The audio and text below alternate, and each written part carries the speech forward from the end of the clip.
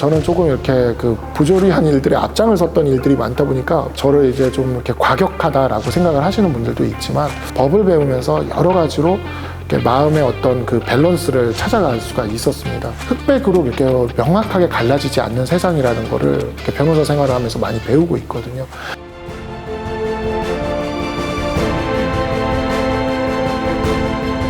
세계적 수준의 공항과 항만을 가진 도시, 적경지면서 제조업으로 성장한 도시, 인구 300만 돌파를 앞둔 도시, 개방성과 애양심을 가진 도시.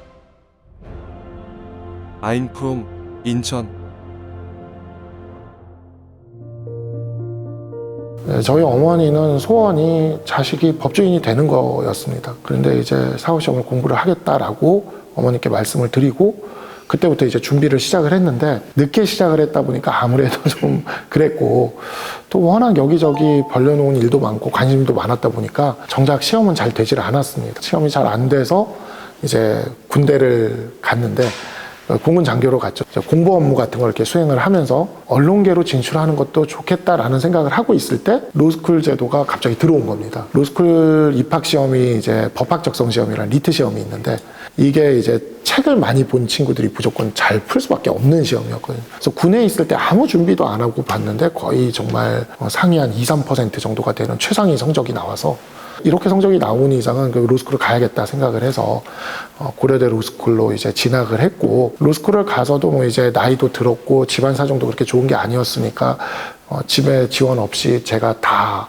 일을 하면서 그렇게 학비를 벌고, 학자금은 대출을 받고, 그 다음에 이제 생활비나 이런 학비는 전부 제가 벌어서 하면서 로스쿨을 다니고, 제가 그때는 학원에서 수업을 하고 있었는데 13년 1월에 변호사 시험이 있어요. 근데 12년 11월까지 강의를 하면서 아르바이트를 했습니다. 그러니까 책을 사고 학비를 벌려면 그럴 수밖에 없어서 그렇게 일하면서 공부를 해서 변호사 시험을 합격을 하고, 결국에 변호사가 되겠다고 결심을 하고 준비를 하기 시작한 게 2003년인데 2013년에 변호사가 됐으니까 중간에 군대를 갔다 온 기간이 있긴 하지만 딱 10년 걸렸습니다.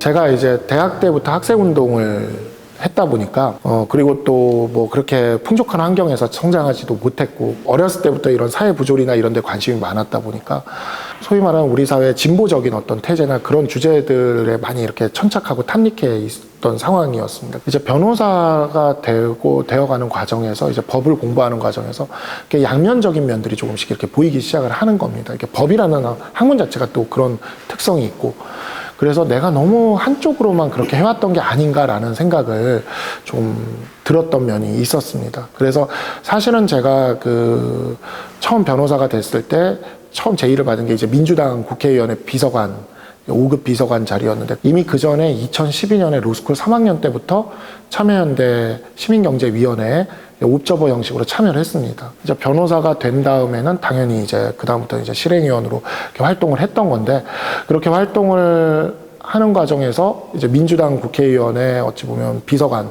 자리부터 이제 커리어가 이제 시작될 수도 있었는데, 제가 너무 그렇게 하면 이제 이 한쪽 면만 보는 것 같다는 생각이 들어서, 제가 기업에 대한 경험이 전혀 없으니까 들어가서 한번 경험을 해보자 하고 생각을 하고, 이왕 들어갈 거 대기업에 들어가 보자 해서 국내 유수의 대기업들에 좀 지원서를 넣었습니다. 그렇게 넣어서 최종적으로 이제 대한항공의 사내 변호사로 이제 채용이 됐고, 그리고 나서는 이제 또 지주사에 이렇게 어찌 보면 변호사로서 이렇게 들어가게 되면서, 이 두 개 이렇게 지주사 들어가서 이제 기업 법무를 아주 깊숙이 들어가서 보게 된 거죠. 제가 어찌 보면 학생운동을 하거나 어찌 보면 진보 시민단체에서 활동을 할 때의 그런 모습과는 다른 모습들이 이렇게 좀 보이는 겁니다. 그러니까 기업이라는 것이 존재를 해야 노동자의 삶이 보장이 되는 것인데, 근데 우리의 초창기의 어떤 기업들은, 소위 말하는 이제 초기 우리나라 기업의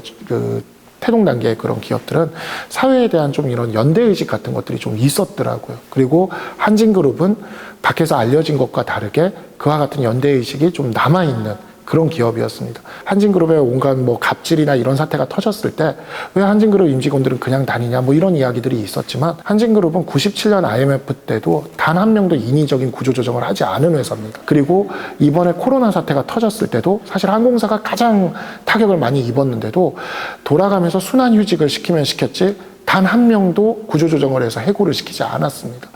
사실 전문 경영인인데 전문 경영인이 만약에 들어와서 경영합리화를 한다고 하면 그런 부분들이 다 사라질 거라는 게 제 눈에는 보였습니다.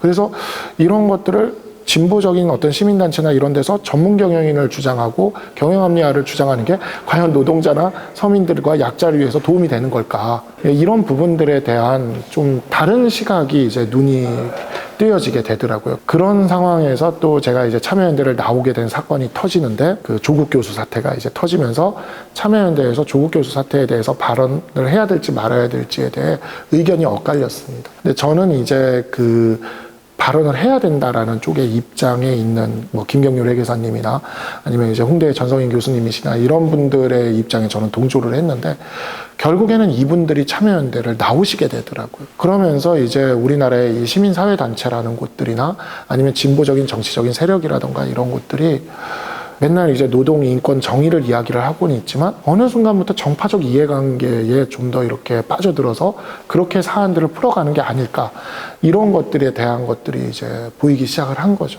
정말 어쩌다 보니 제가 참여연대 활동을 먼저 시작을 안 했으면 회사를 다니면서 참여연대를 가는 일은 좀 힘들었을 겁니다. 근데 참여연대 활동을 먼저 시작했기 때문에 그 다음에 이제 기업을 갔기 때문에 다른 면들을 양쪽에 대해서 우리가 익히 알고 있는 면과 다른 면들을 이렇게 다 좀 경험할 수 있었던 그런 기회였다고 생각을 합니다.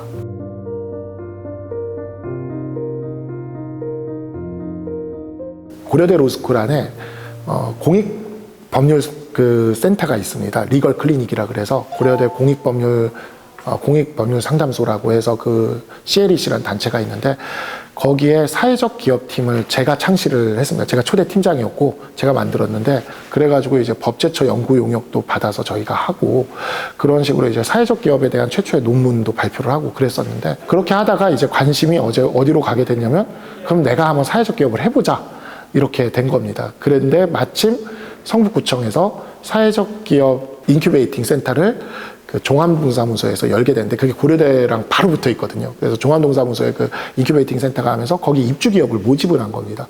그래서 제가 이제 카이스트를 나온 그 로스쿨 동기들이 있습니다. 그 친구들 3명을 모아서 저랑 해서 4명이서 이제 팀을 만들었죠. 그래가지고 저희들이 판례나 이제 법률적인 그런 것들을 위키백과처럼 하는 그 판례 위키 사이트를 만들려고 했습니다. 그래서 판례에 대한 주석이나 이런 것들을 법조인들과 그 전문가들이 이렇게 해가지고 달아서 이렇게 설명을 해놓으면 그런 판례들을 국민들이 쉽게 접근하고 그런 것들을 이렇게 활용할 수가 있게 되고 그걸 사회적인 목표 실현이나 법률 접근성을 강화하는 데도 도움이 될 것 같아서 그 판례 위키 사이트를 만들려고 했는데 그거를 하려고 하다 보니까 이거를 위키를 만들어줄 배우가 되는 이제 법조인들이 있어야 됐던 거죠. 위로는 판례 위키 사이트를 만들고 밑으로는 이제 법조인 사이트를 만들어서 이 법조인 사이트에서 이 판례 위키를 이렇게 참여하도록 하면 이 구조가 이렇게 완성이 될 것이다라고 저희들이 이렇게 짠 겁니다. 그래서 되게 정말 의욕 있게 추진을 했는데 판례 위키는 망했고 결과적으로 판례 위키 망했고 배우 사이트로 만들려고 했던 루이너스가 커진 겁니다. 이게 정말 이해가 안 되는 자생적으로 이렇게 커져버려서 그냥 이제는 그거를 10몇 년째 그러면 루이너스를 운영하고 있는 지금 그런 상황이 되었습니다.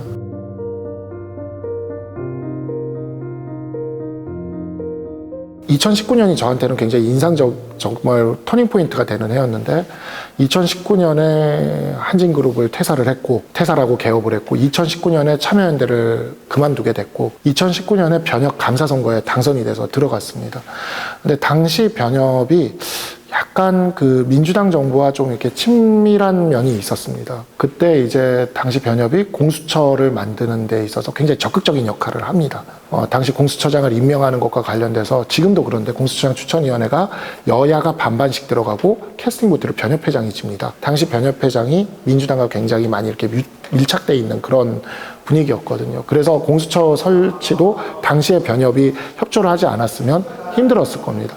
근데 저는 공수처 설치에 대해서 굉장히 반대를 하는 입장이었던 것이 이게 공수처라는 기관이 결국에는 당시 1차 검경 수사권 조정 이후에 생겨나는 많은 그 민생 범죄에 있어서의 수사가 이렇게 악화가 되고 이랬던 일들을 더 심화시킬 문제가 분명히 있었거든요. 그래서 그 부분을 반대를 했고 그 과정에서 이제 그 반대하는 분들을 이렇게 좀 결집을 하면서 다음 변협 선거에서는 이제 좀 소위 말하는 변협의 정권 교체가 되게 됩니다. 같이 유세를 하고 하면서 변협회장으로 모신 분인 이제 그러한 부분들에 있어서 문제의식이 있는 분이셨는데 민주당 쪽에서 갑자기 이제 검수완박 법안을 통과시킨다고 했던 겁니다. 변호사들은 옛날부터 검찰에 대해서 그렇게 친한 관계는 아닙니다. 변호사와 검사는 이렇게 좀 떨어져 있는 관계고 그리고 그 검경의 어찌 보면 강압적인 수사에 대해서 상당히 문제의식을 항상 이야기를 하고는 있고 검찰개혁에 대해서도 이야기를 하고는 있었지만 그 방법이 어찌 보면 경찰에 대한 수사 지휘를 강화하고 검찰의 직접 수사를 폐지하는 방향으로 가자라는 쪽으로 많은 합의가 되고 있었는데 어느 순간 갑자기 그냥 검찰의 수사권을 다 박탈하자. 그리고 경찰한테 모든 수사권을 주자. 수사 기소를 분리해야 된다. 이렇게 가는 겁니다. 근데 우리나라는 지난 70년간 지능범죄는 검찰에게 수사를 맡기고 그렇지 않은 흉악범죄나 이런 거 경찰에게 수사를 맡기면서 분담 체제를 유지해 왔거든요, 사실상. 근데 아무 준비가 안 돼 있는 경찰에게 지능범죄에 대한 수사까지 다 이렇게 떠넘기게 되는 거는 그리고 또 검찰이 담당해 오던 검찰이 노하우를 갖고 있던 마약범죄 수사나 이런 것들을 떠넘기게 되는 거는 그와 같은 마약범죄, 경제범죄, 지능범죄에 수사 공백이 생길 수밖에 없습니다. 근데 그것이 가장 피해를 끼치게 되는 건 우리 사회의 가장 하층에 존재할 수 있는 사회적 경제적 약자들에게 가장 큰 피해가 될 수가 있습니다. 우리나라는 그동안 정말 거의 완벽하진 않지만 거기서 세계 수준의 치안을 유지해 올 수 있었던 건 어찌 보면 검경이 합동되고 범죄자를 반드시 잡아내겠다는 그런 수사력이 유지되기서기 였는데 이 1차 검경 수사권 조정 이후에 이미 그와 같은 수사 지연이라든가 수사력 약화가 있었는데 그에 대한 부작용을 해결할 틈도 없이 완전히 검찰에 대한 수사권을 박탈하는 건 정말이지 그 사회 경제적 약자들을 범죄자들에게 던져준 거나 마찬가지인 상황이 오게 되는 거거든요. 그래서 제가 이제 부협회장으로 있을 때 이 부분은 절대 이렇게 입법이 돼서는 안 된다라고 이야기를 하고 당시 이제 협회장님께 제가 검수완박 반대 변호사 시민 필리버스터를 해야 된다라고 해서 그 변호사 시민 필리버스터 기획안을 가지고 갔습니다. 국회 앞에 이제 트럭을 하나 놓고 변호사 시민들이 릴레이로 이제 국회를 들으라고 이렇게 하는 거였는데 이제 당시 협회장님께서 우리가 변협이 그래도 권위가 있는 기관인데 길거리에서 하는 것보다는 그래도 협회에서 하자라고 하셔서 협회에서 일주일 동안 변호사와 시민들이 그 반대하는 필리버스터를 진행을 했었습니다.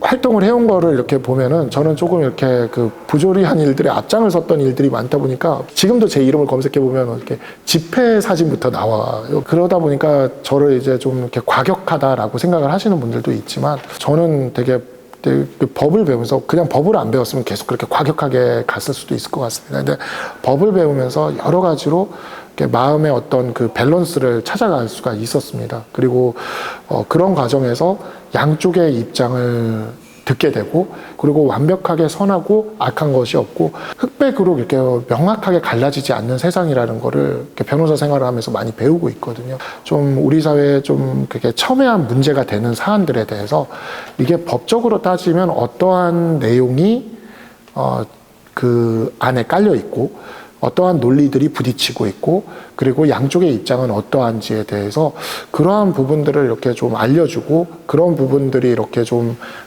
계속해서 업데이트돼서 나갈 수가 있다면 우리 사회에 이와 같은 극단적인 대립과 소모적인 논쟁이 이렇게 좀 줄어들 수 있지 않을까라는 생각을 하게 돼서 리걸 트렌드 2024라고 이렇게 지었는데 올해가 이제 내년을 생각해서 2024라고 지었고 내년에는 2025 후년에는 2026 해서 매년 한 권씩 그 우리나라가 워낙 다이나믹하다 보니까 매년 한 권씩 그렇게 그 다이나믹한 이슈들을 담아서 이렇게 업데이트를 하는 그러한 책을 발간을 지금 하고자 하는 기획을 하고 있습니다. 멀고 거창한 어떤 거를 이루기보다는 제 주변에서 일어나는 부조리에는 참지 말고 뛰어들자라는 생각으로 지금 살아가고 있습니다. 그러다 보니까 제 주변에 그런 부조리들을 참여하고 해결하면서 앞으로도 계속 그렇게 살아갈 생각을 하고 있습니다.